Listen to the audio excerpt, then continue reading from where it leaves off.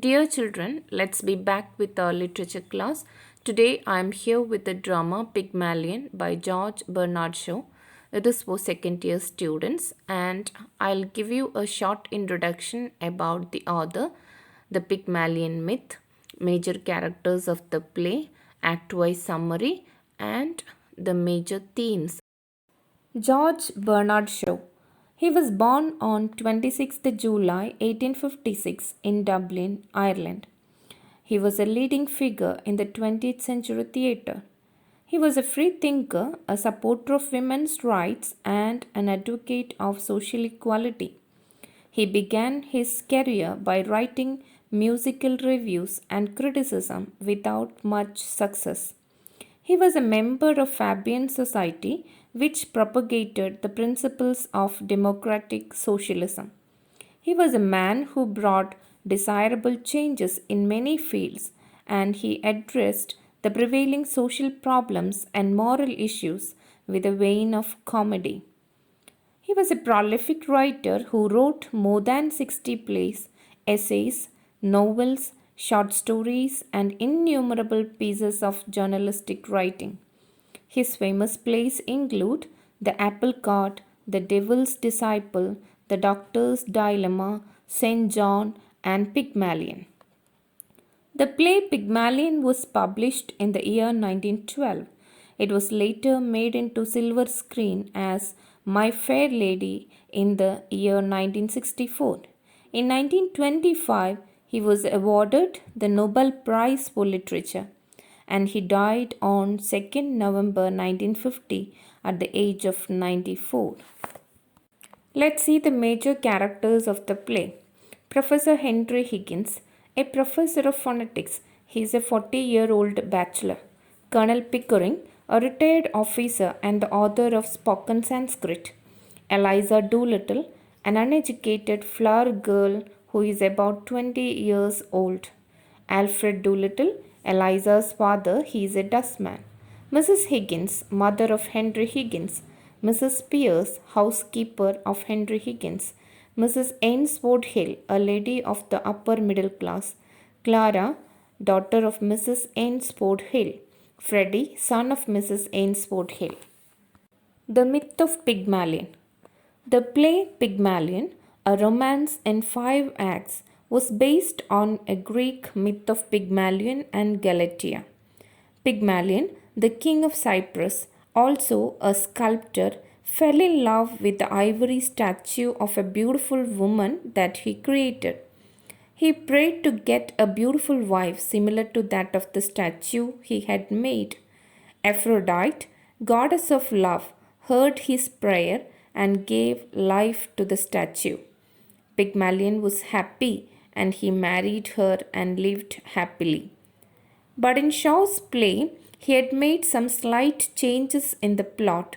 Here, the great sculptor like Pygmalion is Professor Henry Higgins, and Galatea is an uneducated flower girl named Eliza Doolittle. He transforms the uncivilized flower girl to a duchess, but he never fell in love with her. The play was later made into a film with the title My Fair Lady. Now let's go through the act wise summary. Act 1. The play opens at Covent Garden at 11:15 pm. People from different social strata of the London streets are brought together at the portico of St. Paul's Church due to the unexpected heavy summer rain. All the major characters are introduced. Among them are a finely dressed lady, Mrs. Ainsworth Hill, and her daughter Clara, who are waiting impatiently for Freddie to return with a cab. Unfortunately, Freddie couldn't find any cab. His mother and sister scold him and demand him to run out in the rain and to come back only with a taxi. When he rushes out, he collides with a Cockney speaking flower girl and spoils her bunch of flowers into the mud. With an apology, he dashes out into the rain. The mother pays the girl sixpence for the spoiled violets. Moments later, an elderly gentleman joins the group in order to seek shelter from the rain. The girl approaches him for selling flowers. The man gets rid of the girl by giving her three halfpence. A bystander wants the girl to give the gentleman a flower in exchange of the money. He informs her that a spy is taking down every word she utters. Embarrassed by the situation, the girl becomes hysteric. The general hubbub goes with the frightened girl. The note taker simply cares for every word the people utter. He turns out to be a magician playing with their identity. Later, he introduces himself as Professor Henry Higgins, the author of Higgins' Universal Alphabet. He has the magical ability to determine where the person came from by listening to his or her speech. The gentleman is Colonel Pickering, the author of Spoken Sanskrit. Both of them know each other and are scholars of dialects too. Higgins bets that he can transform this Cockney speaking flower girl to a well spoken lady in a flower shop or to a duchess within 3 months. The clock strikes 12. Before he goes, he throws a handful of money into her basket, thinking that it is time for charity. The next morning at Wimpole Street, Colonel Pickering is with Professor Henry Higgins. He is really amazed to watch an exhaustive demonstration of various devices in his laboratory. Mrs. Pierce, his housekeeper, announces the arrival of a young lady. She introduces her as a common girl with a horrible accent. It is none other than Miss Eliza Doolittle, who has come for speech lessons.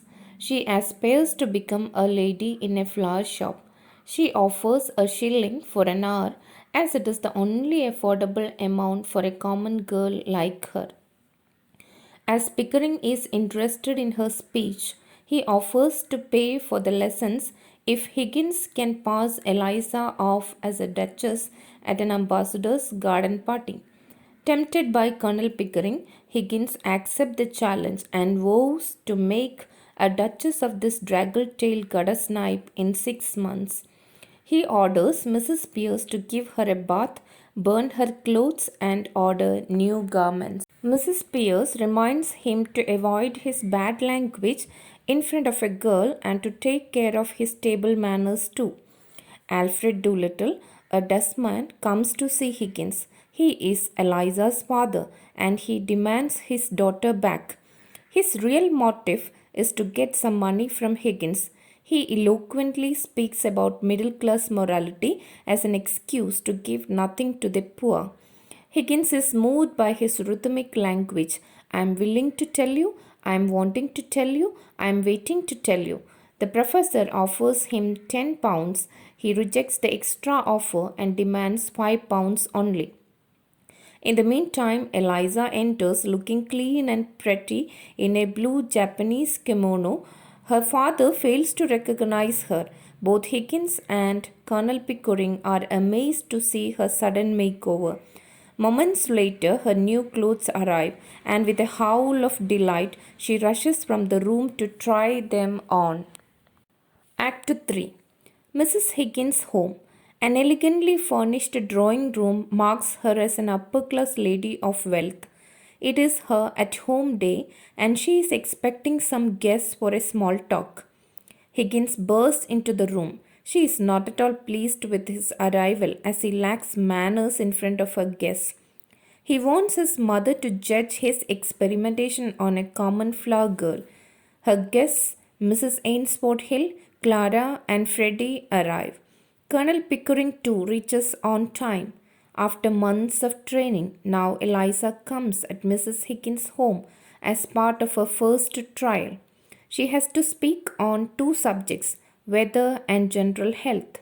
She creates an impression of exceptional beauty in her elegant clothes. Eliza makes a great impact on everyone with her fine speech and grace. Freddie is attracted to her, but when she hears the word influenza, everything turns topsy turvy. The use of the word bloody adds the final nail in the coffin of Higgins' perseverance. After the guests leave, Mrs. Higgins scolds her son as she is worried that the experiment will lead to problems once it ends. Act 4. A second trial for Eliza takes place some months later at an ambassador's garden party. None could identify her as a common flower girl. She becomes the center of attraction. Even Nepomuk, the hailed disciple of Professor Henry Higgins, equates her of royal blood and of Hungarian by birth. Eliza passes off as a duchess, and Higgins wins the challenge. Now, Colonel Pickering and Higgins are bored as the experiment is over. They don't seem to care about Eliza. She gets hurt. She asks what is to become of her. Higgins suggests she should marry somebody or open a flower shop with the help of Colonel Pickering. She gets insulted and she returns him the ring he bought for her. He throws it into the fireplace. She departs at night. Act 5. Next day, Higgins rushes to his mother with Pickering as Eliza is missing. He is in a state of depression. Alfred Doolittle also reaches there in his new attire. Now he is an unhappy rich man. He accuses Henry Higgins for destroying his happiness. Earlier, Higgins, impressed by Doolittle's speech, wrote a letter to a millionaire named Ezra de Warnerfeller, who endowed Doolittle with a wealth of £3,000 a year on condition to lecture for Warnerfeller Moral Reform World. Now he has to tune his life in accordance with the so-called middle class morality. There is a squabble over who owns Eliza. In order to interrupt this, Mrs. Higgins informs that she is in the upstairs. She scolds Higgins and Pickering for playing with Eliza's feelings.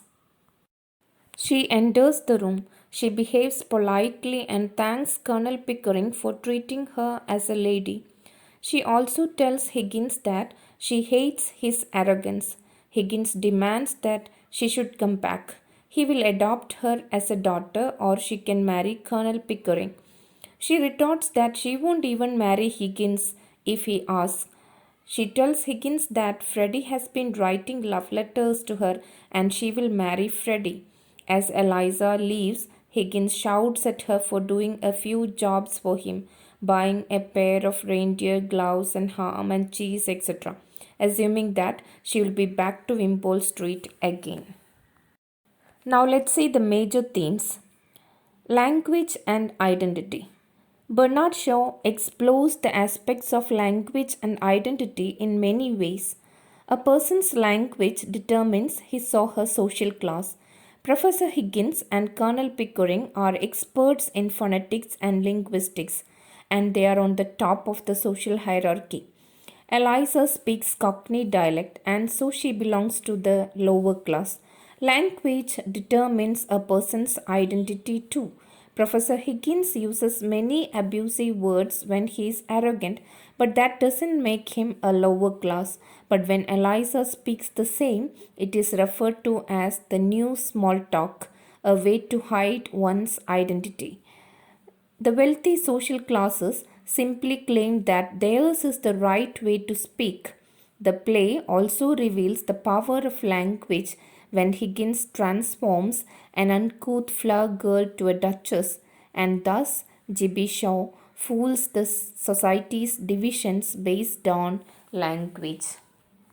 Appearance and reality.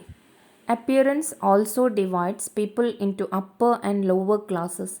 It is also used as a tool for social identity. Mrs. Ainsford Hill and Clara, now in genteel poverty, maintain their nobility through their physical appearance. Eliza's appearance, with her sailor's hat and shoddy black coat, differentiates her from other genteel class. But Eliza fools everyone with a sudden makeover from a common girl to a duchess. It shows society's bifurcations are false and can easily be broken. Social class and manners. Throughout the play, social class differences are enforced through manners and proper codes of behavior. Proper training and education can bring social nobility, though one belongs to the lower class. Shaw's idea of social equality is brought through the transformation of a common flower girl to a duchess. So, the general belief that one's social class and manners are connected is false. Manners and nobility can be achieved through constant training and effort. These are the major themes dealt within the play Pygmalion, and I'll be back with the character sketches of Professor Henry Higgins, Eliza Doolittle, and Colonel Pickering soon. Okay, thank you.